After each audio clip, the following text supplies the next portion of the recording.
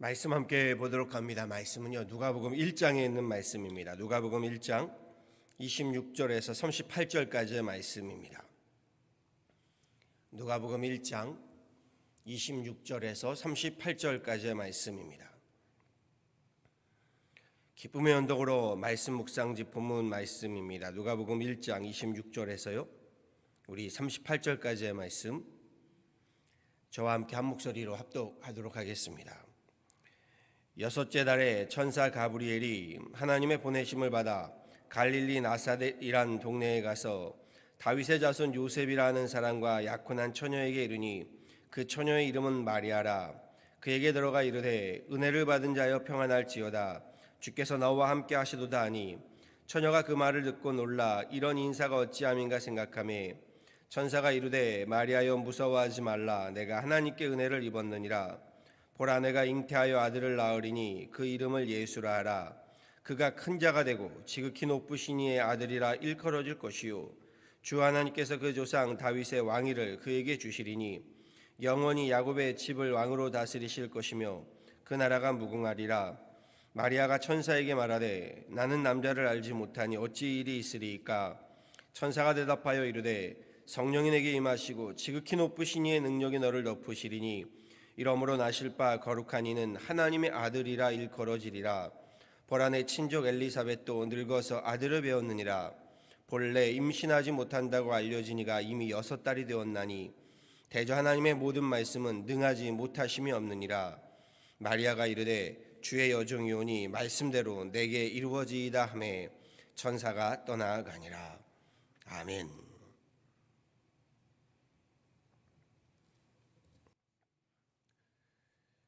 오늘 기쁨의 언덕으로 묵상 말씀이요, 2주 전에 우리 주일 예배에서 나누었던 말씀 본문입니다.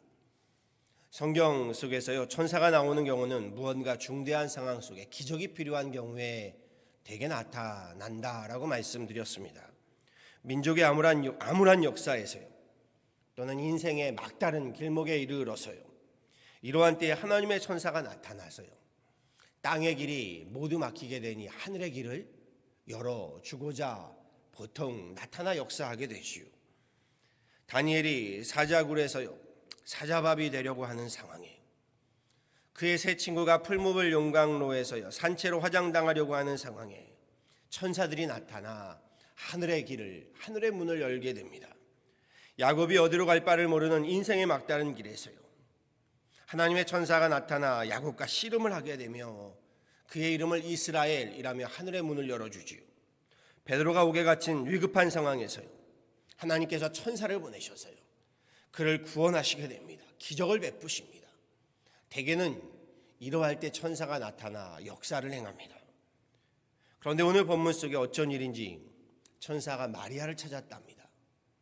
본문 속 가브리엘 천사라면요, 다니엘에게 나타나서 하나님의 정한 때 끝에 관한 이상과 계시를 보였던 구약의 그 천사이기도 하고요, 이미 6개월 전에 사가랴 제사장에게 나타나 태가 끊긴 사가랴의 아내 엘리사벳이 아들을 낳을 것이니 그 이름을 요한이라고 하라 라고 계시했던 천사이기도 합니다.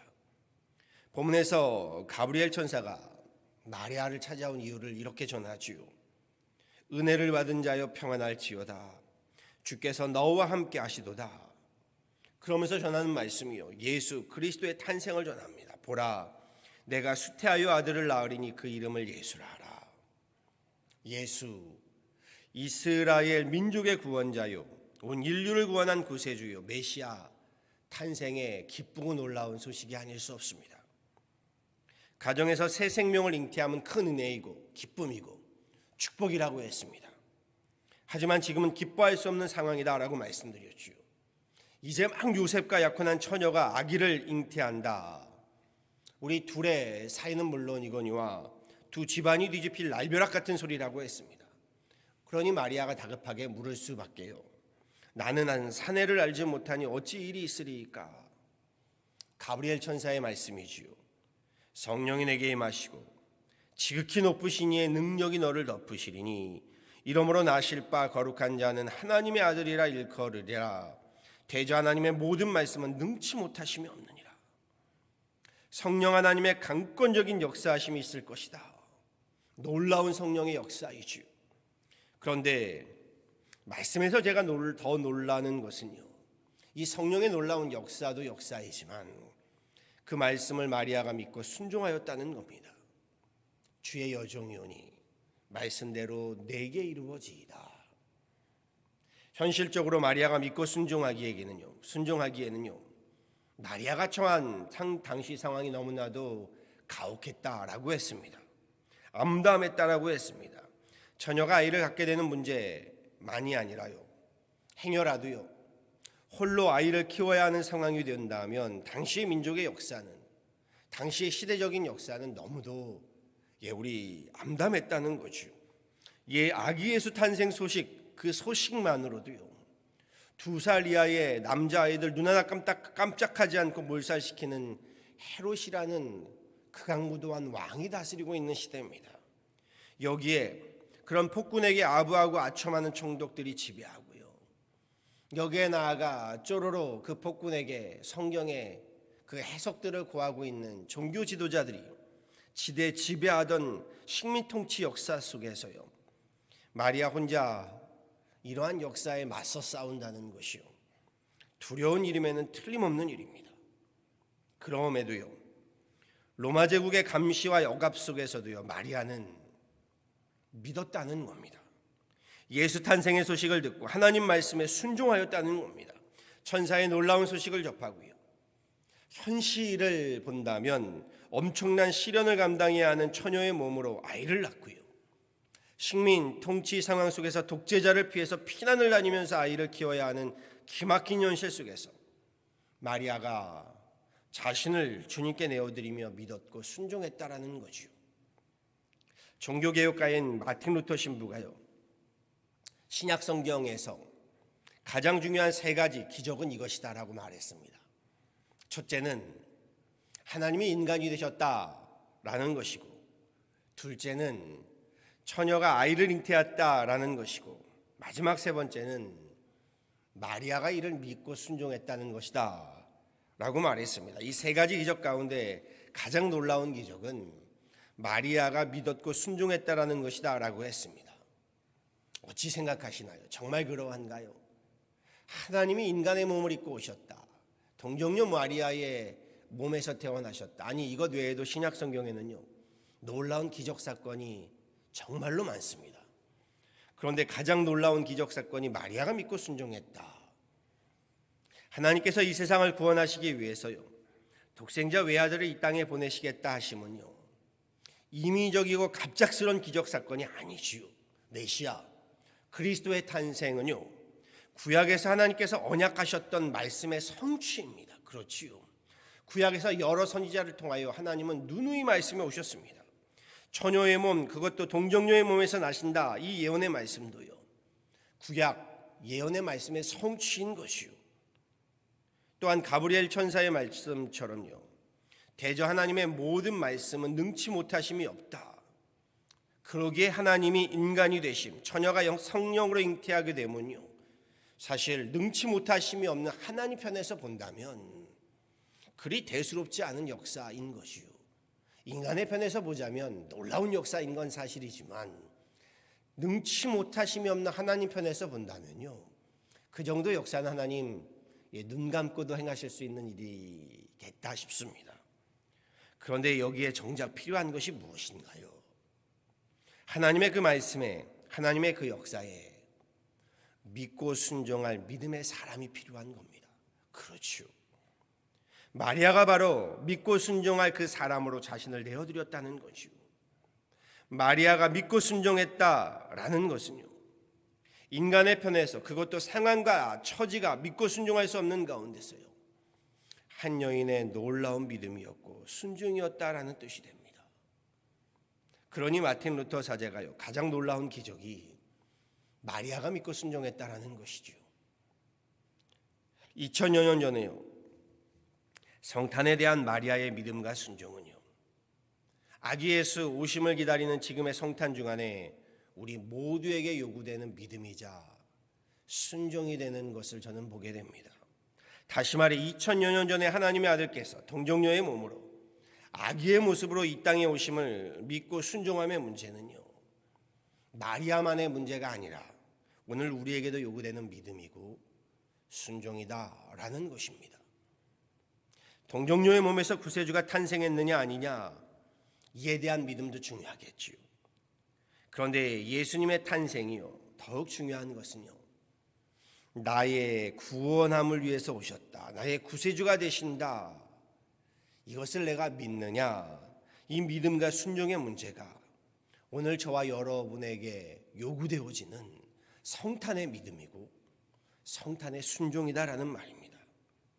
하나님께서 천사 가브리엘을 보내셔서요, 약속하신 언약의 말씀을 마리아가 믿고 순종한 것처럼요, 오늘 내가 성탄의 역사를, 성탄의 말씀을 믿고 순종하며 영접함이 있는가, 이것이 오늘 우리에게 필요한 믿음이요 순종이라는 겁니다. 물론 여기에는 요셉의 믿음도 있고 요셉의 순종함도 있지요.